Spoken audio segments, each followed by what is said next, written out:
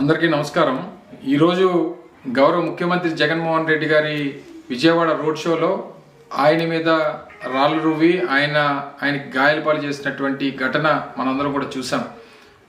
ఈ ఘటనని తీవ్రంగా వైఎస్ఆర్ కాంగ్రెస్ పార్టీ నాయకత్వం, రాష్ట్ర వ్యాప్తంగా ఉన్నటువంటి వైఎస్ఆర్ కాంగ్రెస్ పార్టీ కార్యకర్తలు, అభిమానులు, ప్రపంచవ్యాప్తంగా ఉన్నటువంటి జగన్మోహన్ రెడ్డి గారి అభిమానులు అందరం కూడా తీవ్రంగా ఖండిస్తూ, చంద్రబాబు నాయుడు ఇప్పటికన్నా ఇటువంటి పాతకాలపు రాజకీయాలు, ఫ్యాక్షన్ రాజకీయాలు, ఇటువంటి దాడులు చేస్తే జగన్మోహన్ రెడ్డి గారు భయపడతారు, వైఎస్ఆర్ కాంగ్రెస్ పార్టీ నాయకత్వం భయపడుతుందని చెప్పి అనుకుంటే వారి అమాయకత్వం.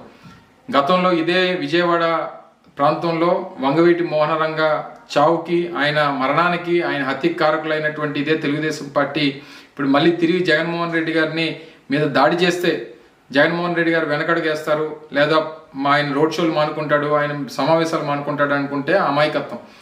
ఆయన గడిచినటువంటి 15 రోజులుగా ఈ ప్రాంతంలో, ముఖ్యంగా ఆంధ్రప్రదేశ్ రాష్ట్ర వ్యాప్తంగా చేపడుతున్నటువంటి రోడ్ షోస్ కానీ, ఆయన సమావేశాలు కానీ, సభలకు కానీ వస్తున్నటువంటి లక్షలాది మంది జనాన్ని చూసి ఓర్వలేనితనం, నేను 3 పార్టీలతో పొత్తులు పెట్టుకున్నా సరే నాకు ఎక్కడ కూడా ప్రజాదరణ రావట్లేదు, నేను మళ్ళీ ఓడిపోబోతున్నాను అనేటువంటి ఒక ఉద్దేశంతో ఈ రకమైనటువంటి చర్యలకి, కవింపు చర్యలకి చంద్రబాబు నాయుడు పాల్పడుతూ ఉన్నారు. ఇది సమంజసం కాదు.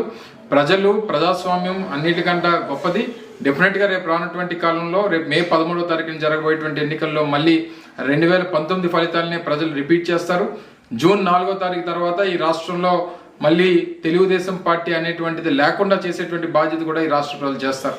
జగన్మోహన్ రెడ్డి గారి మీద జరిగినటువంటి ఈ దాడి, ఈ ఘటన తీవ్ర దిగ్భ్రాంతికి రాష్ట్ర ప్రజలందరికీ కూడా లోనైనటువంటి విధంగా చేసింది. దీనికి నేను వైఎస్ఆర్ కాంగ్రెస్ పార్టీ నాయకుల్ని, కార్యకర్తలని అందరినీ కూడా కోరుతా ఉన్నా, సంయమనం పాటించండి. డెఫినెట్గా చట్టం తన పని తాను చేసుకుంటూ వెళ్తుంది. డెఫినెట్గా దీనికి కారకులైనటువంటి ప్రతి ఒక్కరిని శిక్షించేటువంటి బాధ్యత తీసుకుంటాం.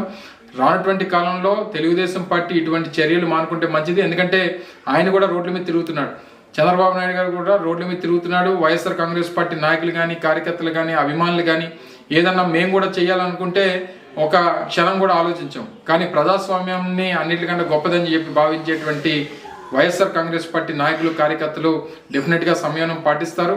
ఈ ఘటనని తీవ్రంగా ఖండిస్తూ రేపు రానటువంటి కాలంలో జగన్మోహన్ రెడ్డి గారి తాలూకా నాయకత్వాన్ని ఆశీర్వదించమని ప్రజలందరూ కూడా కోరుకుంటూ, ఆయన తాలూకా సిద్ధం సభలు కానీ, రోడ్ షోలు కానీ ఈ రకంగానే కొనసాగుతాయి. పెద్ద ఎత్తున ఇంకా లక్షలాది మంది ప్రజలు వస్తారు.